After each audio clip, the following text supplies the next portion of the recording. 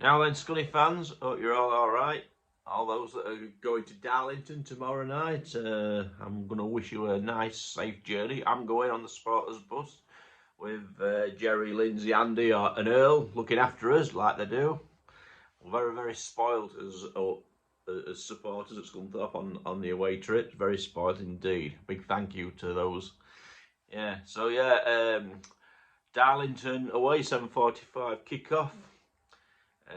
What do we know about Darlington? The last three games, they beat Kings Lynn 1-0 away, but they've lost 2-0 away at Southport and 1-0 at home to Tamworth. They've not had a great season. They're really struggling. They're second from bottom. That's 23rd in the table. They've got 22 points from 27 games. They really are struggling. They've recently sacked the manager. They're going through the mill. But to be fair, Darlington have been going through the mill for so long. I feel for them. It must be a nightmare. They've got a good band of dedicated supporters. I remember when they came to the home game, was chatting to some of them. They was really nice, good people. But what they've had to deal with over the years has been, I don't know, it's been absolutely unbelievable.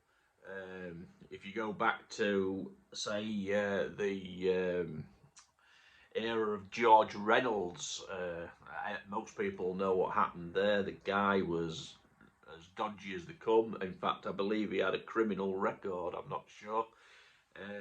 He built them the new stadium, a massive stadium that held about 28,000 people when they were on attendances of about 4,000 or 5,000.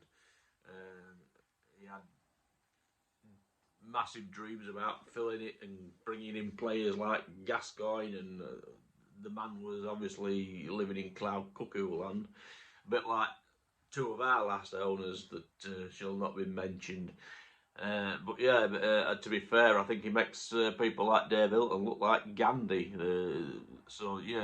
Poor old Darlington, they've been struggling for a lot of years, but those, and it's like what we've been saying with the lower league clubs and the problems, how the FA allows these dodgy owners into clubs, and then there's no proper funding for the clubs either, and that these people can just, I don't know, they seem to, money just seems to bloody disappear, and then nothing seems to happen to them. There's no recompense, no way of getting anything back, and the cost. I mean, you look at Hilton; he's brought players in at a massive cost. I suppose credit to him, we've got a good team together, and I suppose we have to thank him for that. But that said, the contract that he's put them, the contracts that they're on, it is a struggle for the club to be able to pay them, especially with the mountain of debt that the club's already got as well. Lots of people do feel that everything's sorted because the ground's been sorted. It's a community asset and everything. But the real work's only just beginning. It's not the end of it. That if we don't get that debt down, it's going to be a struggle. There's lots of money that's going to need to be paid out by next season for us to keep functioning. So people keep your thinking caps on. Try and think of ideas of how the club can keep raising money. We're all doing our best to do that. I've got to say, the Just Giving page, when I last looked, it's at 1,840, which in a week, I think that's not bad considering it's January and everybody's skint after the merrymaking of Christmas, etc. I mean, I'm skint all year round, but it's just it's how it is. But what I'd say to people, a cup of coffee. You can't get a cup of coffee for a quid.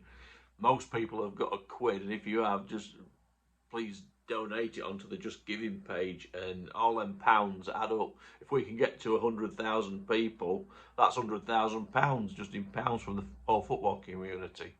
And I say, I've got to be so thankful to the Liverpool fans who, again, as well as the amount that they put into the club lottery, also, they just phoned me. If you read the messages and whatnot, there's loads of them that are Liverpool fans that have donated. So yeah, it's fantastic. So as Scunthorpe fans, we need to stand in solidarity with Liverpool. I think it might be a nice gesture at our next home game that the club play "You'll Never Walk Alone" and try and encourage the Scunthorpe fans to sing along to it. As a thank you to the Liverpool supporters, it'd be nice that, and it could be videoed, and we can show the Liverpool fans our appreciation. I think that would be a fantastic thing to do.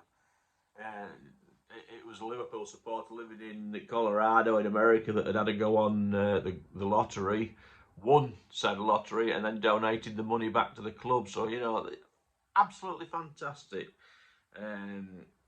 So yeah, anyone that's going to Darlington tomorrow, then we'll see you there. Let's hope the game will be on. I don't think it's going to be called off. But take care, everybody. Up the iron.